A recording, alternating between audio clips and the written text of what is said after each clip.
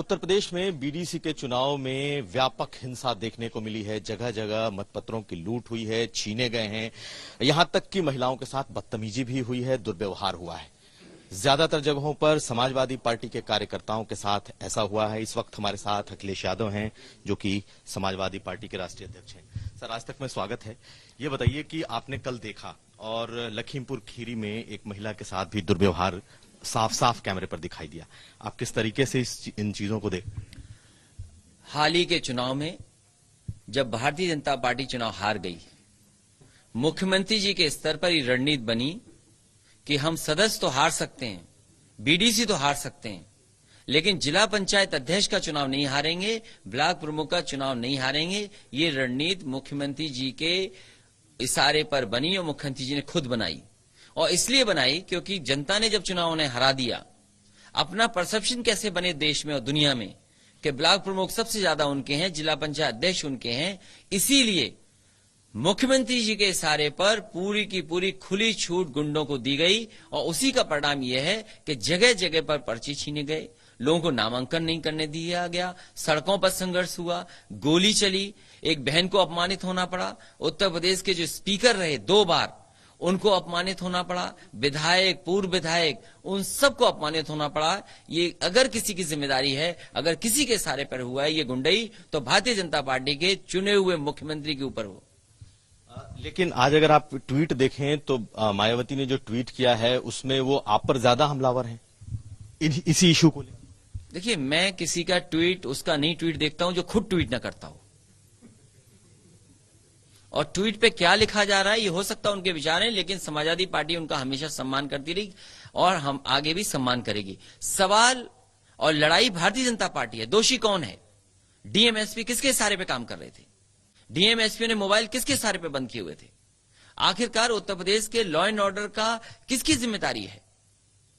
कोई जिम्मेदार है तो मुख्यमंत्री और भारतीय जनता पार्टी सरकार के लोग हैं। और ये जनता देख रही है। अगर बहन के साथ अपमान हुआ है, बहन की साड़ी खींची गई है, उसका सामान छीन लिया गया, उसकी ज्वेलरी छीन ली गई, अगर उसके पर्स में जो पैसे रखे थे वो छीन लिए गए, तो क्या उत्तर प्रदेश की माएं बहनें नहीं देख रही? समय आएगा तो इस भारतीय जनता पार्टी को उखाड़ फेंकेंगी उत्तर प्रदेश की माताएं बहनें। अखिलेश जी, कुछ दिन पहले मुख्यमंत्री योगी आदित्यनाथ ने हमें इंटरव्यू दिया था और उन्होंने ये कहा कि ये कहने को तो आज समाजवादी पार्टी ने ज्यादा सीटें जीती हैं, लेकिन ज्यादा सीटें हम लोगों ने जीती हैं, हमारे लोग जीत करके आए थे, हमारे बागी लोग थे जो कि जीते थे और 1200 से ज्यादा हमारे सदस्य चुन करके आए।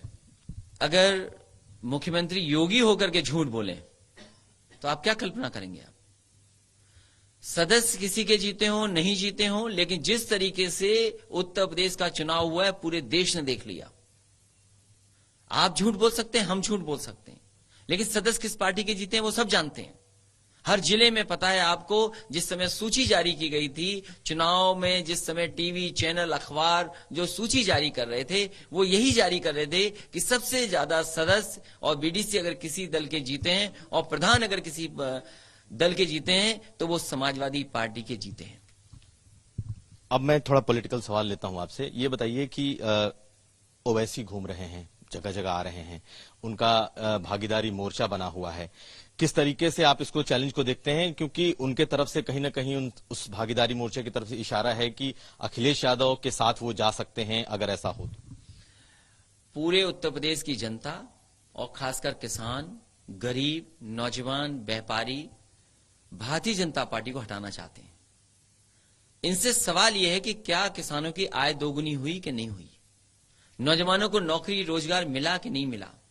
वो जो इन्वेस्टमेंट मीट्स थी क्या वो फर्जी थी? जो इन्वेस्टमेंट के बहाने रोजगार और नौकरी के सपने दिखाए थे वो सब खराब थे?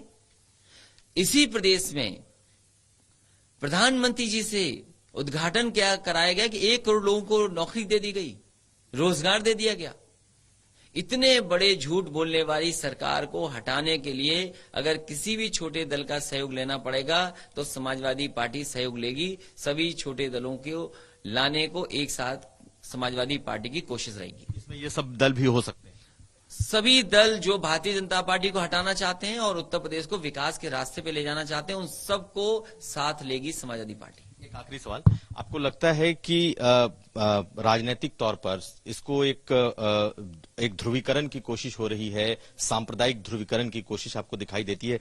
जिस तरीके से ओवैसी ने कहा था कि मैं योगी आदित्यनाथ को मुख्यमंत्री नहीं बनने दूंगा इंशाल्लाह, और योगी आदित्यनाथ ने कहा था कि मैं इस चैलेंज को स्वीकार करता हूं। उत्तर प्रदेश की जनता अब भारतीय जनता पार्टी को मौका नहीं देगी। ये जनता का चुनाव होने जा रहा है। लीडर्स क्या कह रहे हैं वो सवाल नहीं है। उत्तर प्रदेश की जनता भारतीय जनता पार्टी को हटाने जा रही है। ये सबसे बड़ी खुशखबरी है।